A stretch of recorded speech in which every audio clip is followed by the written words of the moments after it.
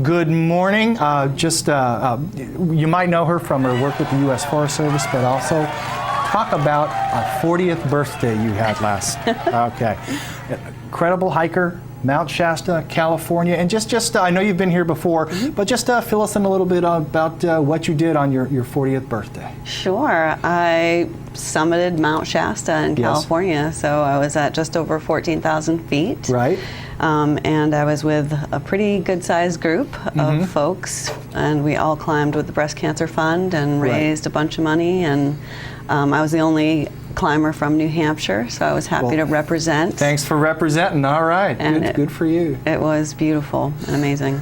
And this was called Climb Against the Odds. And you had a collection of hikers, both male and female, I suspect from all sorts of walks of life and experiences. And so how was it sort of being in a group with a common goal, but not knowing each other? I mean, maybe you corresponded online and stuff, but you have to be able to play nice with others. Yes, definitely. Well, we were all there for the same cause, so we immediately had that connection and that in common. And the first thing that we did when we all arrived at the resort was we had a seed planting ceremony, and we all shared why we were there. We all planted a seed for one reason or another, and immediately connected and bonded, and it was pretty intense. And there are a lot of sort of events available out there where people can hike, bike, paddle, run, what have you. And this is not something that you entered into overnight. I mean, this I was reading a little bit about this. This started back during your Unity College days? Yes, exactly. I saw a woman who had climbed, and this was when the climb was fairly new. And this was like 15 years ago? This was 15 years ago, yeah. It's and plan. And she had climbed, and she was a breast cancer survivor. They had done Aconcagua that year. And I was just new to climbing, and I was just inspired and always knew that I wanted to do it, and finally did. And it was a good year, being that it was on my birthday. And Shasta is one of California's 14ers. I mean, Colorado gets all the limelight, but California, I think, has about a dozen or so. And Shasta is over 14,000 feet, and a volcano? Yes, So what sort of conditions did you have? It was very dry, definitely California drought conditions. The year before, I think it was completely covered in snow all the way to camp. This year it was dry as a bone, even at the beginning of the climb. But we did run into a good amount of snow. But the conditions were, there's rock fall when stuff starts to melt up there. So the guides were a little on edge, made sure that we were all paying attention, and it was still beautiful. There was still plenty of snow up there. We were able to glissade on the way down, almost all the way to camp, which is really nice. That's basically an ice axe, snow on your butt. Yeah, it's like sledding. Very fun. Cool. We have cool people around here, What do you want to do Saturday night? Let's just go glissading. And how long did the actual climb take? It was about 12 hours. We had hiked into base camp the day before, which took, a few hours.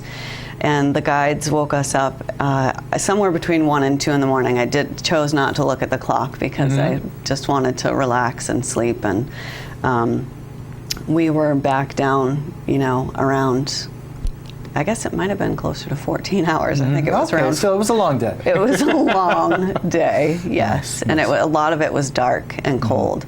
And when we finally got up into the sun, it was absolutely amazing. And also here you have different sort of flags here. And could just tell us a little bit about why they're here.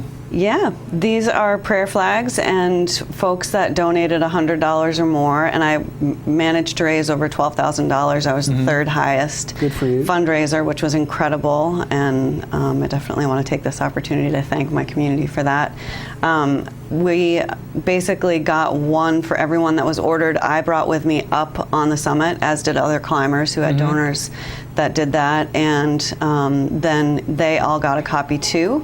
And then at the end, we were offered to bring one up with us, and so this is the one that came on my backpack, and I pinned a little picture of my Grammy on there because I was climbing in memory of her.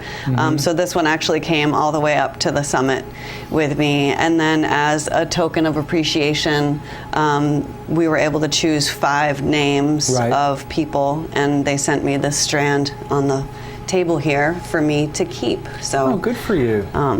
So I chose carefully, and I blogged about that a little bit because there's definitely more than 5 people who have influenced me. But it's just one of they did so much for us. But I think this is my favorite token of appreciation. It's very meaningful. And with the Breast Cancer Fund, of course, they have the Mount Shasta event. Yes. Anything closer to home?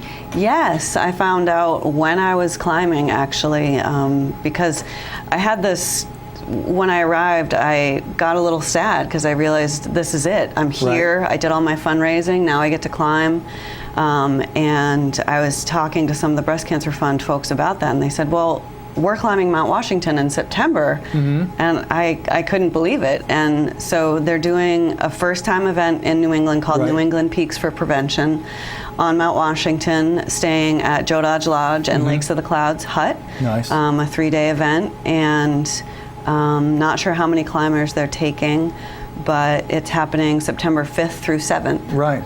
Nice. So I'm pretty excited that there's going to be an event close to home. I'm hoping to volunteer or something. I haven't registered as a climber. And is there a website where people get more information? Yep, it's on my blog. And if you go to the Breast Cancer Fund's homepage and look at events, you'll find it there too. Nice. New England Peaks for Prevention. Excellent. Well, Cristin Bailey, thank you once again for stopping by. Thank you. Still plenty of time to get on out, and we've got some decent local peaks around here. Yeah. I think I'll get out locally. Nice. There you go. Local's good. Well, thank you very much again for stopping by, and we're going to take a quick break, and we'll be back with watch and wind and weather and all sorts of fun stuff right here on White Mountains Today.